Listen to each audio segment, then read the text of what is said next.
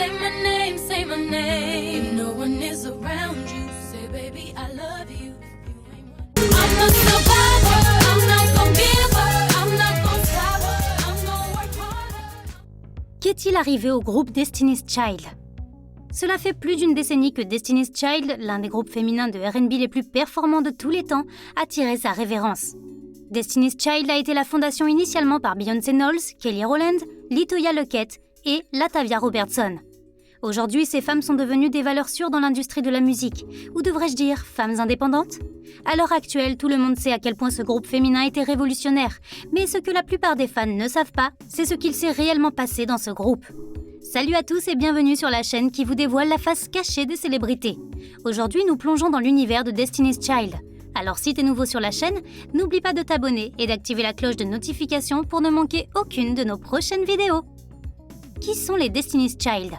Les Destiny's Child se forment à Houston, au Texas, en 1990, alors que les membres originaux, Beyoncé Knowles et Latavia Robertson, n'ont que 9 ans. Knowles et Roberts se rencontrent lors d'une audition et deviennent amis. Le père de Beyoncé, Matthew Knowles, dirige le duo. 2 ans après les débuts du duo, la cousine de Beyoncé, Kelly Rowland, vient s'installer chez les Knowles suite à des problèmes familiaux. Elle intègre le groupe suivi 1 an plus tard de LaToya Luckett. Le groupe passe les années suivantes à gravir les échelons.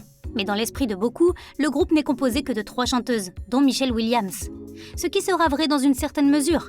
Entre 1997 et 2000, de nombreux bouleversements vont venir au sein du groupe. LaToya Luckett et Latavia Robertson seront évincées et Michelle Williams et Farrah Franklin font leur entrée sur le titre Say My Name. Cependant, après le titre, Farrah Franklin quitte aussi le bateau. La carrière de Destiny's Child.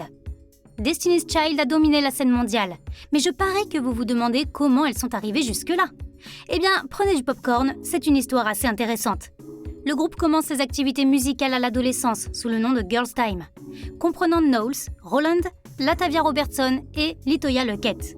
Après des années à jouer en underground, elles signent chez Columbia Records et changent leur nom en Destiny's Child. Le groupe enregistre en 1997 dans Killing Time, une chanson incluse dans la bande originale du blockbuster Men in Black. Leur album éponyme sort en 1998 et son premier single, No LaToya No, est un grand succès.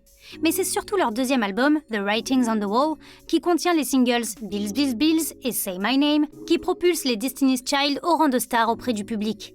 Durant leur carrière, le groupe sort 4 albums studio majeurs et des chansons qui resteront dans la tête des fans durant des décennies. Elles vendront plus de 50 millions de disques dans le monde, devenant les artistes les plus vendus aux États-Unis. Les malheurs de Destiny's Child. En coulisses, en revanche, les affaires des groupes sont beaucoup moins lisses que l'on peut imaginer. En décembre 1999, Latavia Robertson et LaToya Luckett se révoltent contre le manager du groupe, Matthew Knowles. Elles affirment qu'ils gardent la majorité des bénéfices du groupe, ne leur laissant que peu de choses. Elles clament qu'il essaye de tout contrôler, y compris leur vie privée, et qu'il favorise allègrement sa fille et sa nièce par rapport à elle. Cela dit, malgré la révolte qui gronde, les 2 chanteuses restent dans le groupe jusqu'au lancement du clip Say My Name en février 2000. La vidéo a laissé de nombreux fans sans voix, y compris Robertson et Luckett, qui y découvrent les 2 nouveaux de Destiny's Child, Michelle Williams et Farrah Franklin. La guerre est donc lancée. Les 2 artistes qui ont collaboré au titre vont attaquer le groupe et le manager pour rupture de leur contrat. Les 4 anciennes amies et le manager vont d'ailleurs se déchirer dans la presse. Robertson et Luckett ont intenté une action en justice en mars, poursuivant Knowles et leurs anciennes compagnes de groupe pour violation de partenariat et d'obligations fiduciaires. Michelle Williams et Farrah Franklin prennent donc officiellement leur place au sein du groupe dans un climat plutôt lourd. Mais Franklin ne supporte pas vraiment la situation et part quelques mois seulement après son arrivée. De nombreuses raisons seront avancées. Certains disent qu'elle ne supportait pas vraiment la pression et la réussite, d'autres qu'elle ne pouvait pas supporter les problèmes au sein du groupe ou encore que les mauvaises vibrations entourant le groupe ont eu raison de sa motivation. Destiny's Child est donc réduit à un trio, Knowles, Rowland et Williams. Elles resteront ensemble durant 5 ans et leur succès est clairement plus marqué que lors des débuts du groupe. La rupture de Destiny's Child. Lorsque le groupe a annoncé sa séparation en 2005, les millions de fans ne sont pas spécialement surpris. En effet, à la fin de l'année 2000, le groupe avait annoncé une pause dans leur carrière afin que les membres de Destiny's Child puissent se consacrer à leurs projets artistiques solo. Kelly Rowland et Beyoncé se font d'ailleurs particulièrement remarquer durant cette période. En 2004, le groupe se retrouve pour l'enregistrement de Destiny Fulfilled et une tournée mondiale. C'est à Barcelone sur scène en 2005 que l'annonce de leur séparation est donnée à leurs fans. Plus tard, on pourra lire dans les médias les déclarations des principales concernées qui diront « Nous travaillons ensemble en tant que Destiny's Child depuis l'âge de 9 ans et en tournée ensemble depuis l'âge de 14 ans. Après de nombreuses discussions et une profonde introspection, nous avons réalisé que notre tournée actuelle nous a donné l'opportunité de quitter Destiny's Child sur une bonne note, unis dans notre amitié et remplis d'une immense gratitude pour notre musique, nos fans et les unes pour les autres. » Bien que la dissolution du premier groupe ne se soit pas faite sur une base heureuse, le trio Destiny's Child a fermé les rideaux sur une bonne note. Leur dernière déclaration à leurs fans disait « Après toutes ces merveilleuses années à travailler ensemble, nous avons réalisé que le moment était venu de poursuivre sérieusement nos objectifs personnels et nos efforts en solo. Quoi qu'il arrive, nous nous aimerons toujours en tant qu'amis et sœurs. Nous nous soutiendrons toujours en tant qu'artistes. Nous voulons remercier tous nos fans pour leur amour et leur soutien incroyable. » Réunion de Destiny's Child. En 2012, Destiny's Child se reforme pour enregistrer une nouvelle chanson, Nuclear, produite par Pharrell pour la compilation Love Songs, qui sort en janvier 2013. Love Songs est un album de 14 chansons sur le thème romantique déjà enregistré, à l'exception d'une nouvelle chanson, Nuclear.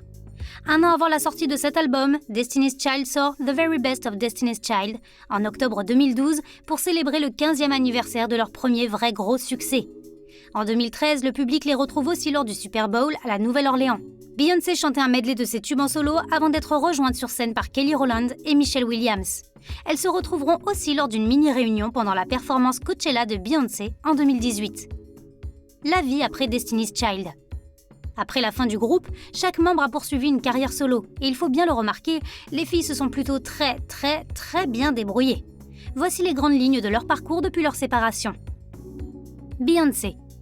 Faut-il vraiment présenter la seule et l'unique Queen Bee ? Elle est à ce jour celle qui, depuis la séparation du groupe, a probablement le mieux réussi, tant dans sa carrière que dans sa vie personnelle. Elle est l'une des musiciennes les plus vendues de tous les temps et a remporté 21 Grammys pour son travail solo.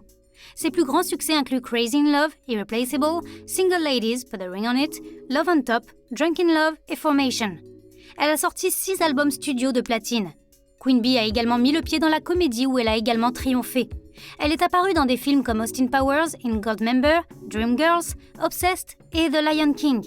En 2008, elle a épousé Jay-Z, que l'on ne présente plus, et ensemble, ils ont eu 3 beaux enfants. Kelly Rowland. Rowland a commencé alors qu'elle était encore membre du groupe. Elle a sorti son premier album, Simply Deep, en 2002. Elle a également fait équipe avec Nelly pour sortir Dilemma, son premier enregistrement en tête des charts.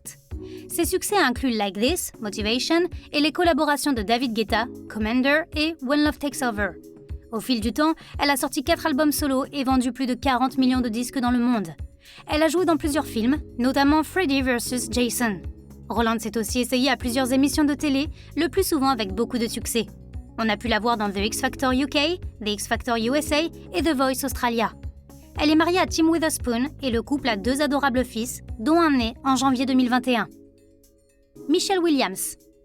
Williams a sorti un album solo sur un projet entièrement gospel, intitulé Her to Yours. Depuis, elle a sorti 4 albums au total, dont 3 dans le genre gospel. Ses chansons les plus populaires incluent We Break the Down et Journey to Freedom.